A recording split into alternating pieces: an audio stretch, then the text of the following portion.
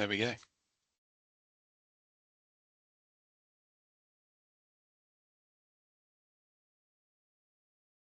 Right. Well, thank you everyone for joining us on this rather miserable December lunchtime to hear from myself, Johnny Ruffle, Senior Consultant at Opporgy, and Leo Hone, one of our business analysts. Thank you for turning up, as I say, to this talk on sustainability support and funding, focused on small businesses, particularly in the Barnet area as part of the sustainability support program, but there's also some wider information in there for businesses across London and the UK as well. And I'll pass over to Leo to take you through the first section of this webinar. Thanks, Johnny. So we're delivering this workshop on behalf of Barnet Council.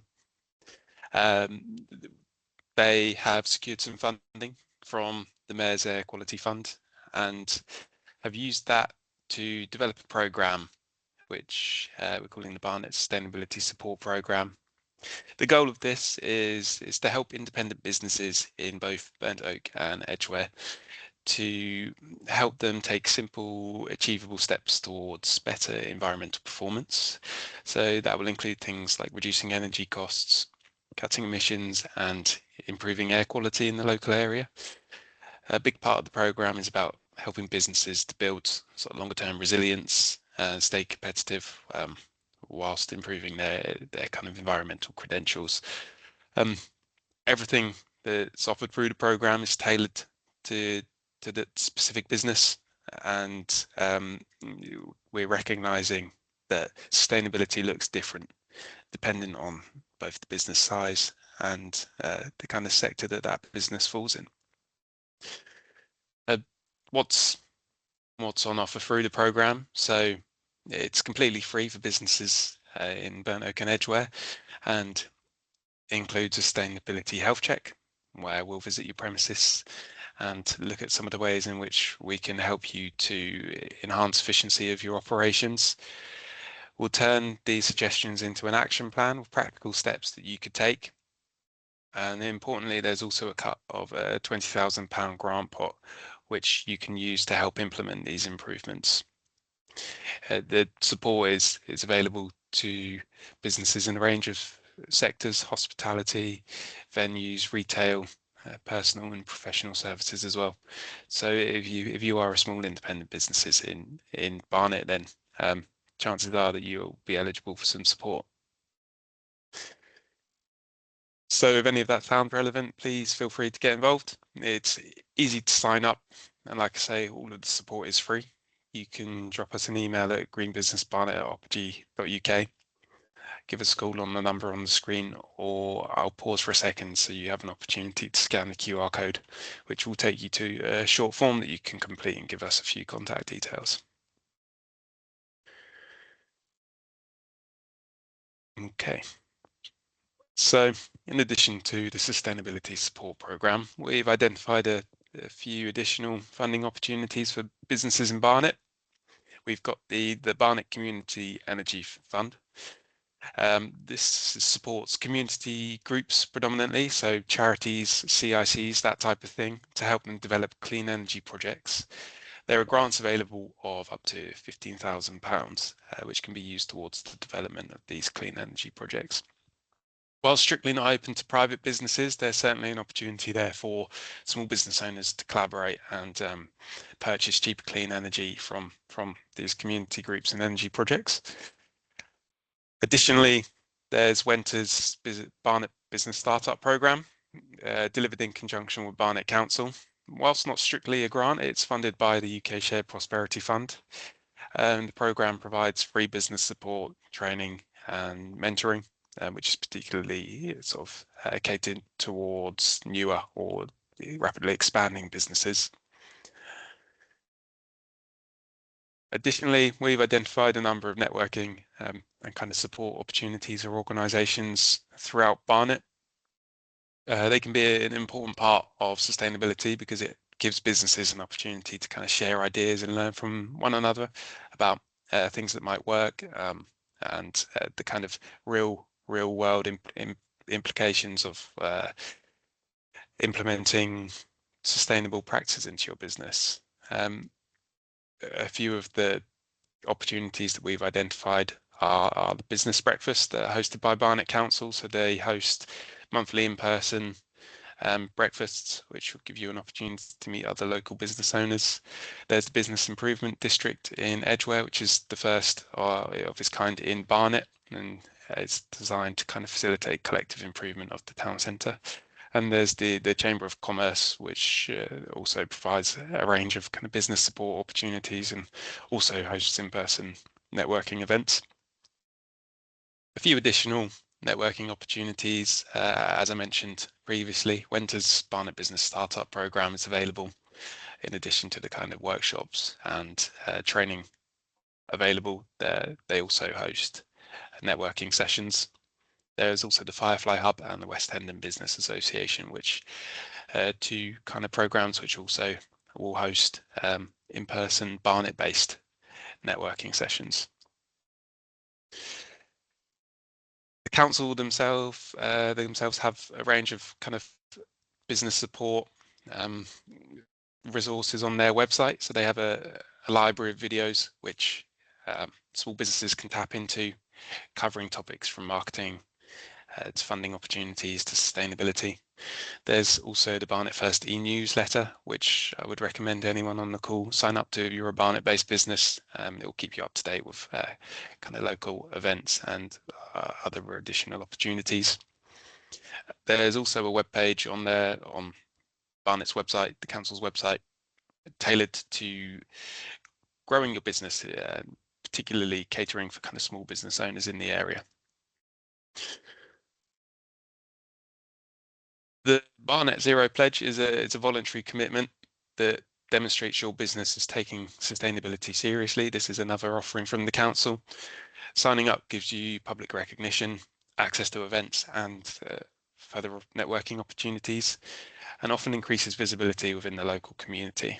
It also reinforces your brand as a responsible business, which can help attract and retain customers. As we know, customers are increasingly valuing sustainability amongst the kind of the business community. So joining the pledge is simple. You can join via the website or drop an email to barnetzero@barnet.gov.uk. Their range of services are conveniently summarised in the Barnet Business Services Toolkit. It brings together all the key services available in one place. It includes support on licensing, trading standards, environmental health, and anything that might be relevant to a small business owner. So once we circulate these slides, you'll be able to download the toolkit via the link here on the screen, and would suggest you peruse this at your leisure. We've identified a range of funding opportunities to the broader business community in London. So these aren't just accessible to those businesses based in Barnet, but to wider London businesses as well. So we have the North London Community Fund, similar to the Community Energy Fund that I mentioned is going on in Barnet, but this provides grants for projects that kind of reduce waste or support reuse or repair. Mostly, again, aimed at community groups, but it's useful for businesses that want to partner locally or benefit from community-led sustainability projects. There's the low carbon workspaces offer. They provide grants to help small SMEs, small and medium-sized businesses or enterprises cut energy use and reduce emissions, typically looking at kind of small standard interventions such as lighting upgrades to insulation for business premises, etc. There's large energy efficiency grant, which supports bigger energy efficiency projects going beyond sort of quick wins like lighting upgrades. It's for organisations that are looking at kind of more substantial upgrades to their premises or planning major interventions to building fabric or large pieces of equipment. And finally, the Mayor runs several funding streams that support sustainability and business development across London. Some of these focus on decarbonisation and clean tech innovation, for instance, or air quality improvement, such as this programme, and green skills. All of these will be readily available online, so please feel free to do some research and we can include some links with the slides once these are circulated after. In addition to funding opportunities in London, again, there are some additional kind of business support and networking opportunities or business support organisations. So we've got London. They focus on helping businesses adopt circular economy approaches, such as reducing waste, enhancing reuse or repair of resources.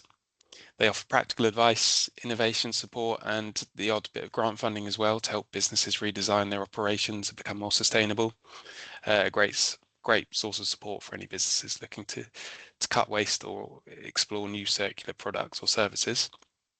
Additionally, there's Business London, a major London business network that works closely with policymakers in industry to kind of support growth and sustainability.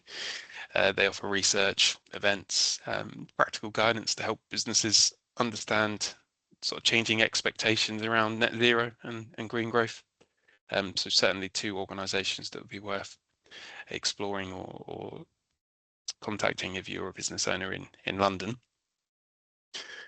And finally, there's the Greater South East Net Zero Hub, a government-funded initiative supporting development of kind of local net zero projects in the wider Southeast area, but that includes London as well.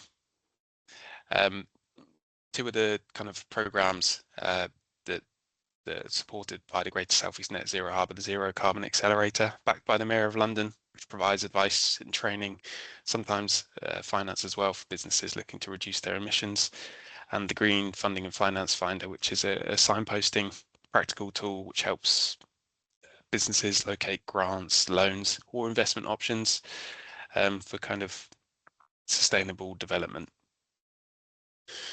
And I'm going to pass over to Johnny to talk about some of the wider sort of UK-based support that's available for British businesses.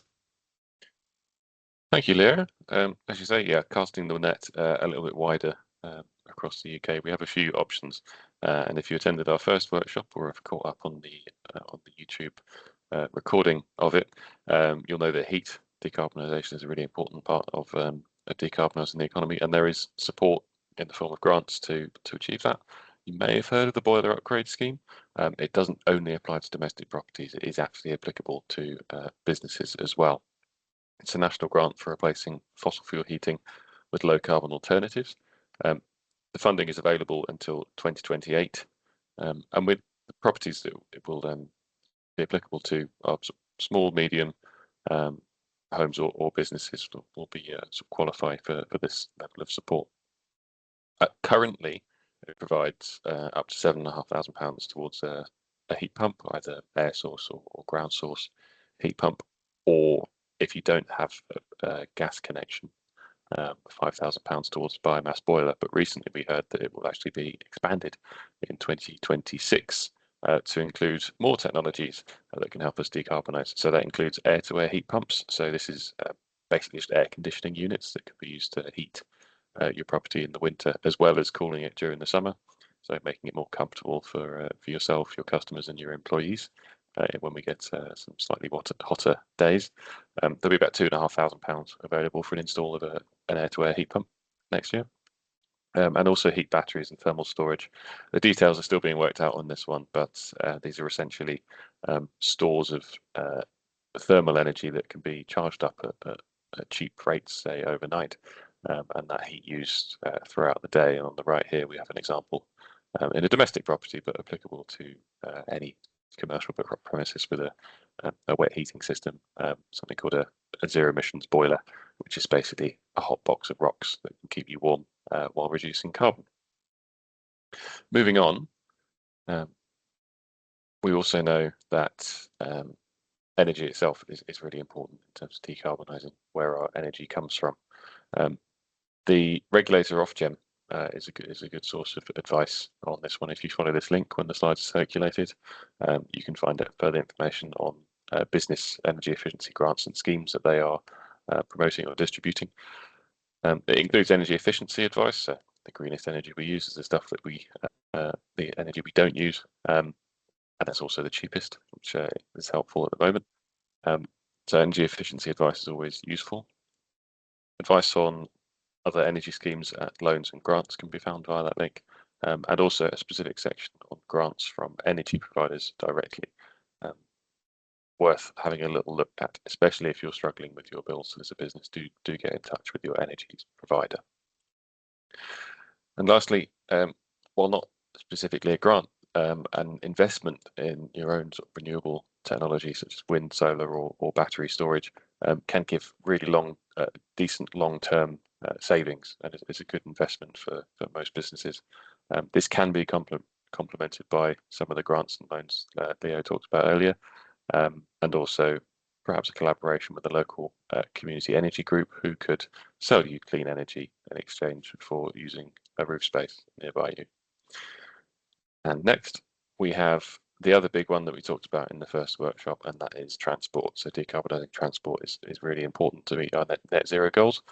And there's a lot of support from the government to help us achieve this, and it's a really good opportunity for businesses, particularly those who, say, logistics based, do a lot of deliveries, and also those with large numbers of employees who commute reasonable distances in personal cars as well, because that would be part of any business's scope 3 emissions, and it's quite important to help decarbonise that as well. So there's support for workplace charging, so you can get £350 per charge point subsidy, and also £500 per parking space that is prepared for charging. So it's basically running all the cables and getting it ready to install a charger. You'll be able to receive a £500 grant. For an SME, you can get up to £15,000 worth of this benefit, so you can have quite a few chargers installed at the same time. Or if you're a school or an educational facility, you can actually get £2,500 per charge point. So you quite quickly and efficiently decarbonise the way that your staff get to their place of employment. If you're running a logistics business and have a fleet of vehicles yourselves, 75% grants up to £1 million are available for fleet depot decarbonisation. So there's some really big opportunities to decarbonise a large number of vehicles at the same time. But that's just the charging.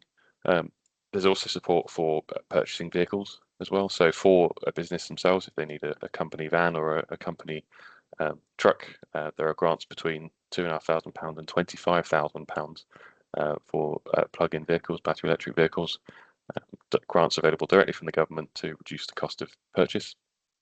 And also for employees, salary sacrifice electric car schemes are increasingly common now, and that allows employees to pay for their car before tax rather than after tax, which has some really significant savings. Couple that with electric car discounts of up to £3,750 per vehicle. There's some really good incentives to shifting to electric transport today, and a lot of support to help you do so.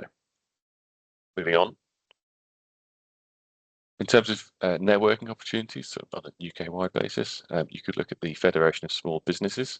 They're a non-profit campaign group, and they support small business owners across the UK, and you can be part of that community. On top of that, there's Business in the Community, a rather unique movement that encompasses quite a lot of the UK's top companies. They're committed to tackling a lot of issues across society, which includes sustainability, air quality. And lastly, the Business Networking International Group is a large international networking group for businesses. They meet regularly, and you might find some contacts you can work with or purchase cleaner technologies from. And it's always useful to make more good contacts in business. Thanks, Leo.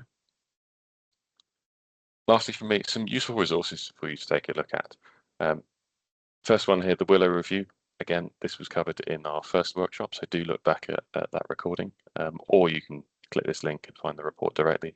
This was a report into the benefits of sustainability for SMEs in the UK, and identified some clear actions for businesses to take to benefit directly financially from action on net zero. We've already talked about the Federation of Small Businesses, so I will move on to the UK Business Climate Hub.